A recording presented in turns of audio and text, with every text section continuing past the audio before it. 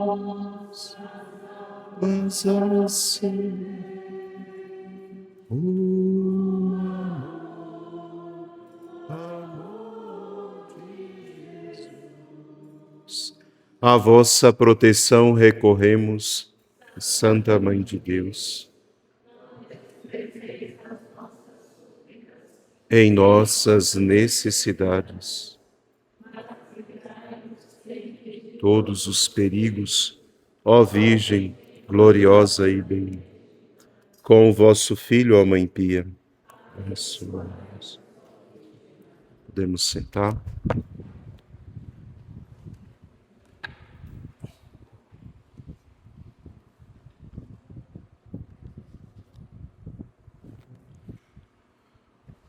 Fazer a homilia sentado por causa da coluna. Filhos e filhas, hoje nós encontramos uma joia do Evangelho maravilhosa. Discípulos de Emaús é para nós uma fonte de imensa riqueza porque diz respeito a nós. Papa Bento, um dia comentando esse texto, ele diz: não se sabe precisar exatamente onde era Emaús, onde esses discípulos estavam. E ele dizia, isso é muito significativo porque é qualquer lugar, ele dizia. Porque, na verdade, somos nós. Nós trilhamos um caminho, por vezes, cansados, abatidos e tristes, por não ter a resposta, por não saber o que aconteceu e por sentir o abandono de Deus, a solidão. Quando os discípulos disseram a Jesus, depois de tudo aquilo, nós esperávamos que ele fosse libertar Israel.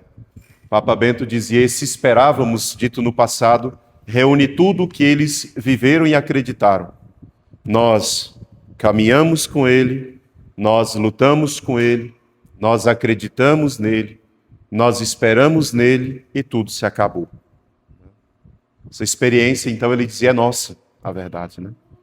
Quando nós, depois de termos caminhado em Deus, depois de termos acreditado em todas as promessas de nosso Senhor, em um determinado momento da vida, as coisas simplesmente dão muito errado, desaparece da nossa frente aquela esperança maravilhosa, aquele vigor, vem a dúvida, vem o medo, vem o cansaço, e como eles disseram, já fazem 3 dias e agora não temos mais nada.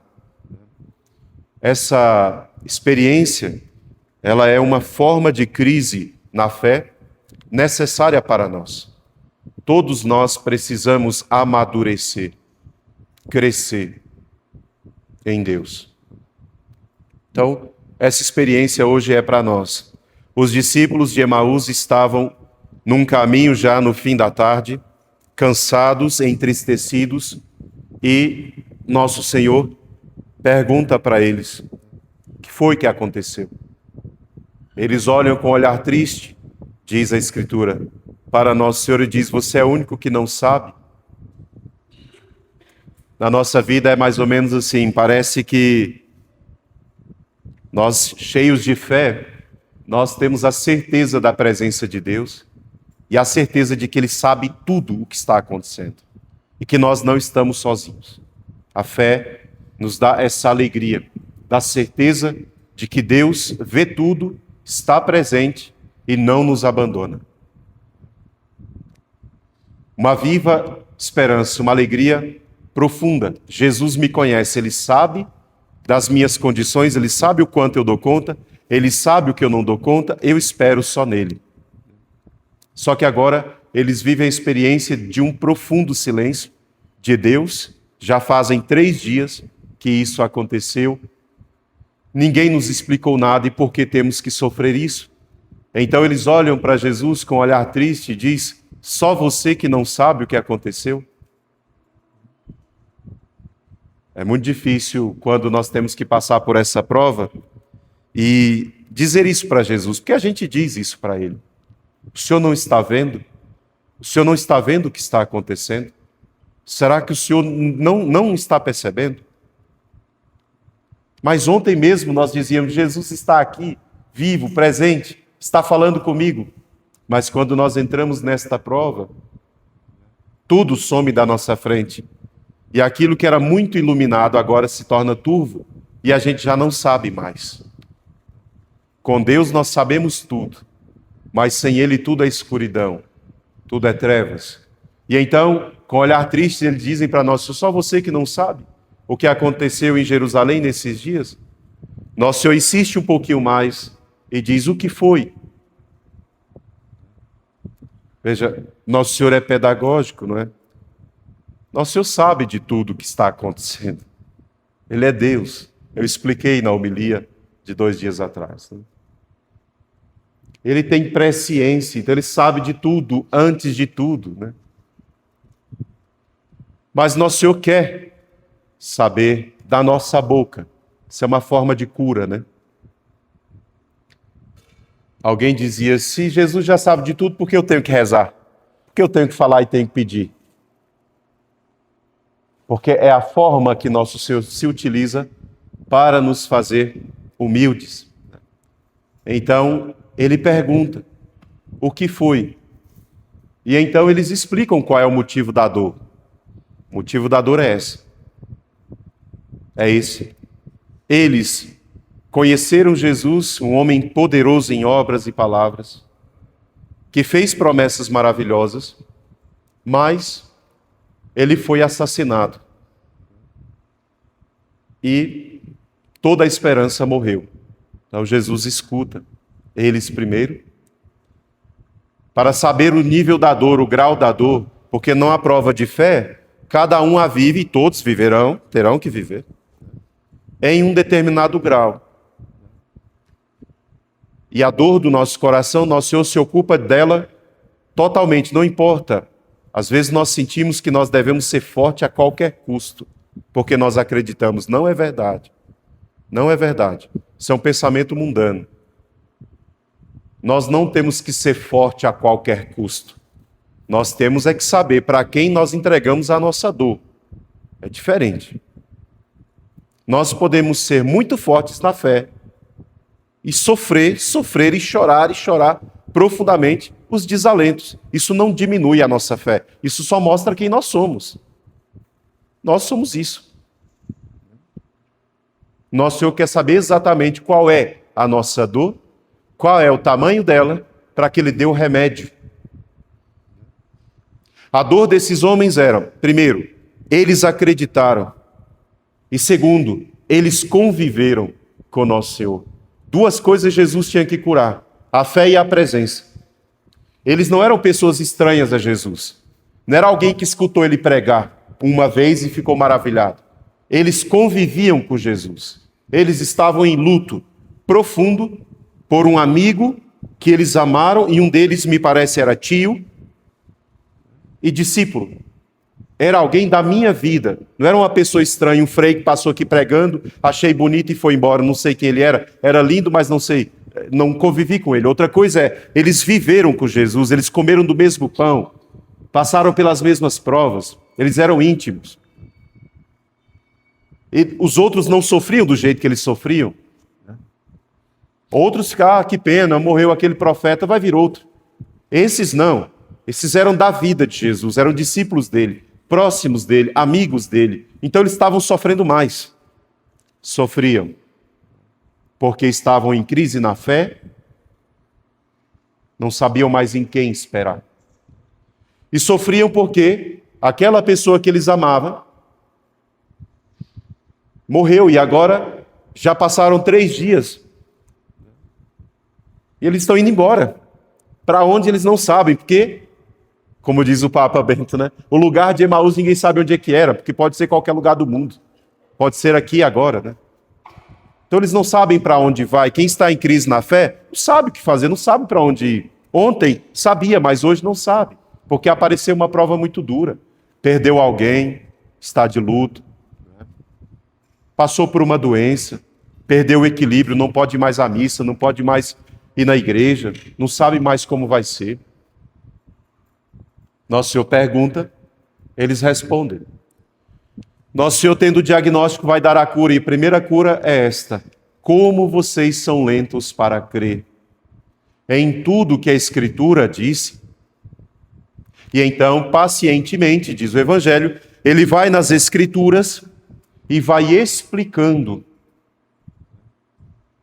Veja, na nossa desilusão com Jesus, porque tem o dia da desilusão, tá?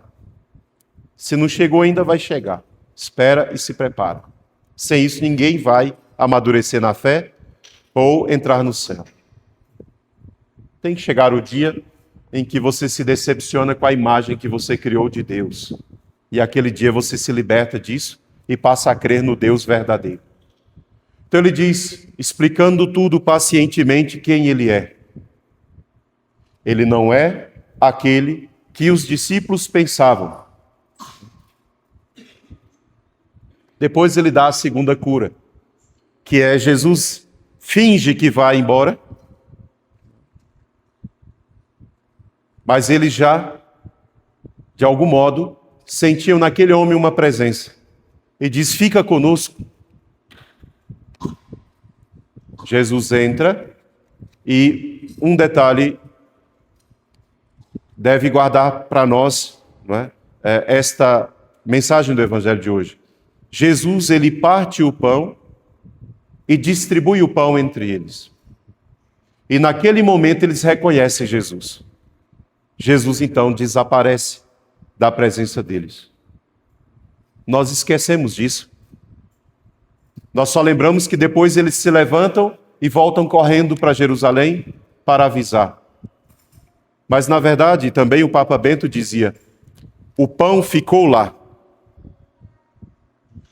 Jesus abençoou o pão, partiu o pão, distribuiu e desapareceu. Mas ficou uma presença. E ele dizia, o pão partido, o sacramento dos sacramentos, a vida da igreja, Jesus sacramentado, a presença viva, real, do corpo, do sangue, da alma, da divindade dele lá. E aqueles homens tomam daquele pão. Nós sempre nos perguntamos de onde eles tiraram o vigor para voltar 11 quilômetros correndo, para poder avisar se já era final da tarde. Eles não tinham comido nada final da tarde. Caminharam, né? Cansados, abatidos. Chamaram Jesus para ficar porque já era tarde, tinha que comer alguma coisa. Não é que Jesus desapareceu, eles saíram correndo. O Papa Bento dizia, o pão partido, a divina Eucaristia, o alimento dos alimentos, a presença real de Jesus, eles tomam o pão e voltam, revigorados, vivos, rápido, para testemunhar. Jesus cura pela palavra e cura pela Eucaristia. Cura a nossa cegueira espiritual quando nós vamos às Escrituras. Não precisa ler livro de autoajuda quando está em crise de fé. O Augusto Cury vai ser candidato a presidente do Brasil.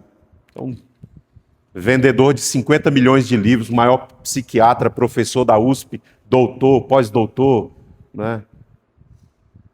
Não precisa ler Augusto Cury quando estiver na prova de fé. Quando estiver na crise, tem alguém sofrendo, estou de luto, Deus tirou alguém que eu amava, Deus me deu enfermidade, Deus permitiu uma tragédia na minha casa, que seja. Precisa ler livro de autoajuda e comprar todos os livros dos psiquiatras do mundo para poder ficar bem. A cura do conhecimento vem através da palavra de Deus, da Escritura. Aquilo que eu não sei está lá, nas linhas sagradas, atrás daquelas palavras. Nosso Senhor foi explicando, uma por uma, as passagens que falavam a respeito dele, e os discípulos disseram depois, o nosso coração ardia quando ele falava e nos explicava as Escrituras. Estava lá, né? Quando nós sentimos abandonados por Deus, quando nos sentimos desolados, porque Ele não está presente, Ele foi embora e sumiu, nossa esperança se foi, não sobrou mais nada. Lembra, ainda sobrou uma coisa, que é tudo na verdade, a divina Eucaristia. Jesus está presente, Ele está vivo, está presente, é real. Mas Ele não está só no corpo, como dizia São Boaventura. O sangue tem que acompanhar o corpo.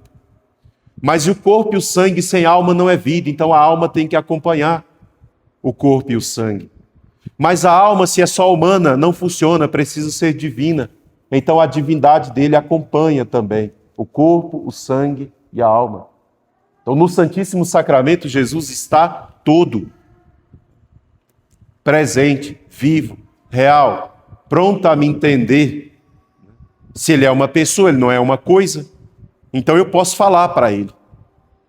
Eu vou à Eucaristia, eu vou à adoração, eu vou tomar o pão, vou tomar o alimento que dá vida à minha vida. Então o Santíssimo Sacramento, o Papa dizia, essas duas formas de manifestação de Jesus hoje, elas devolvem a vida para aqueles discípulos. Devolvem a fé e devolvem a vida. Então, por quê? Porque como homens, nós não temos presciência, nós não temos providência, nós não sabemos conduzir a nossa vida para Deus se não for o próprio Deus ajudando. A providência, portanto, que nos ajuda é a divina. A humana só serve para cuidar das coisas desse mundo. Nós não sabemos nos guiar na provação, na escuridão, no vale tenebroso. Alguém tem que iluminar para nós. Alguma luz tem que ser dada a nós. E essa luz é dada pela providência divina, que conduz os nossos passos. Então nós precisamos, como os apóstolos de hoje, discípulos de hoje, precisavam daquelas palavras e precisavam daquele pão. Eles não precisavam de tudo que eles acreditaram até ali. Aquilo era só uma preparação para o próximo passo. Às vezes nós ficamos com muito medo de entrar numa crise de fé. Nós temos que ter medo da crise de fé. As crises de fé da vida, elas são para amadurecimento e purificação. Entrei numa enfermidade. Eu preciso de Deus. Sozinho eu não vou. Se eu tenho fé, eu já sei. Sozinho, eu não entendo nada e eu não vou a lugar nenhum. Entrei numa crise de fé, fecho todos os livros que eu leio, todos os romances, todos os livrinhos de autoajuda e vou para a minha Escritura Sagrada e se torna alimento de todo dia.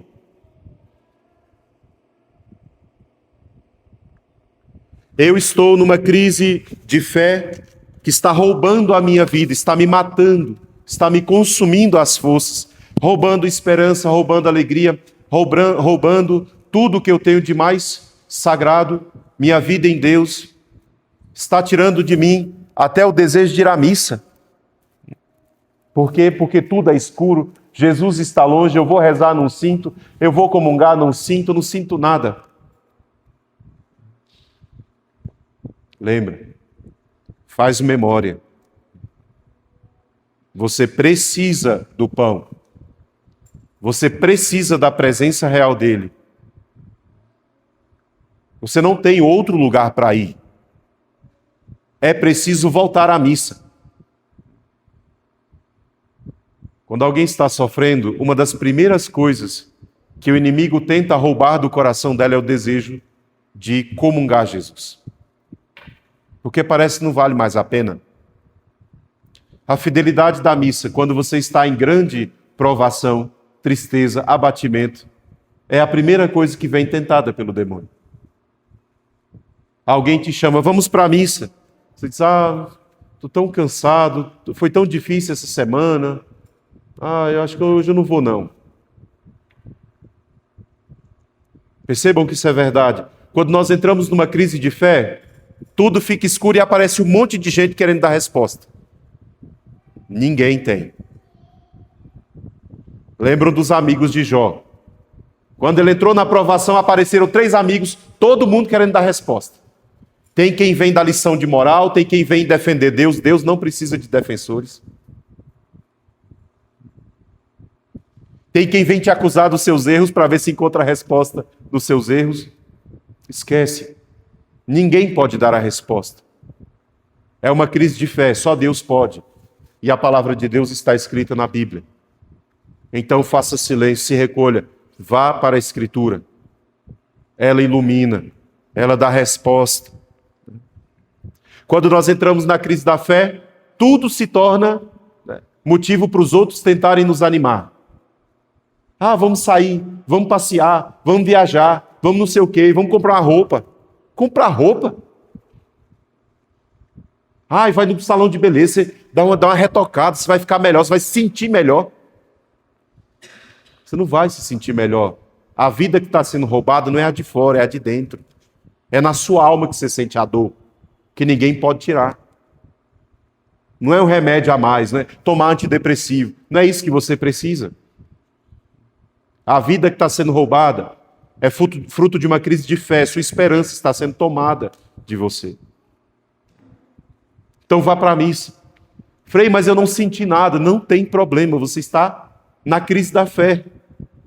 Não é uma prova afetiva, não é uma prova de sentidos, é uma prova da fé. A fé não é um sentimento.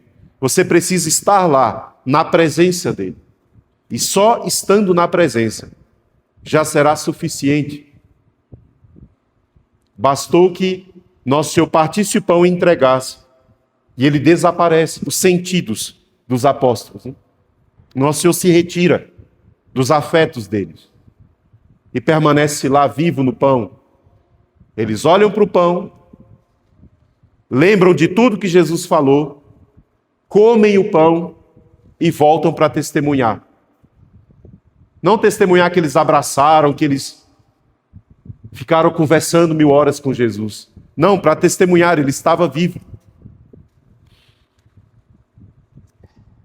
Termino. Hoje, quando uma pessoa entra na crise de fé, todo mundo quer dar uma resposta e todo mundo quer preencher a sua vida de um monte de coisas. Tome cuidado. Numa crise de fé, você pode perder. Na crise de fé, se faz silêncio. Na crise da fé, se lê as Escrituras e se comunga. Pode demorar 1 mês, a crise. Pode demorar 2 meses. Pode demorar uma doença. Pode levar a pessoa que você ama. Pode levar seu filho que você ama. Naquele momento em que nós sentimos a nossa alma entristecer-se, porque nós acreditamos em Jesus e nada aconteceu, quando a gente sentir que parece que eu estou só e abandonado por Deus, eu posso ter um monte de gente perto de mim. Se eu me sentir abandonado por Deus, ninguém consegue preencher o vazio da minha alma. Então não é reunir uma multidão de gente e fazer uma festa que vai resolver. Sou eu e meu Senhor. Eu tenho que dar um jeito de voltar a vê-lo. Porque não importa quantas 1000 pessoas estão perto de mim. O sentimento que eu tenho é que eu não tenho ninguém e eu estou num vazio tremendo e ninguém me entende. Porque na crise de fé, ninguém vai te entender. Foi os sentimentos do coração de Jó. Foram os sentimentos desses discípulos de hoje. Eles nem conversavam entre si. Eles estavam indo calados para Emaús. Então, cuidado com a tagarelice na hora da prova. Na hora da prova não fica se conversando, falando. Na hora da prova, nós nos recolhemos para tentar escutar o que Deus tem para falar. E Ele tem para falar aqui, na Sagrada Escritura. Os discípulos de Emaús nos ensinam muitas coisas. Hoje, eles ensinam isso. Amanhã podem ensinar uma outra coisa. Sempre leiam essa passagem e vocês encontrarão uma multidão de ensinamentos para a alma de vocês. Louvado seja nosso Senhor Jesus Cristo.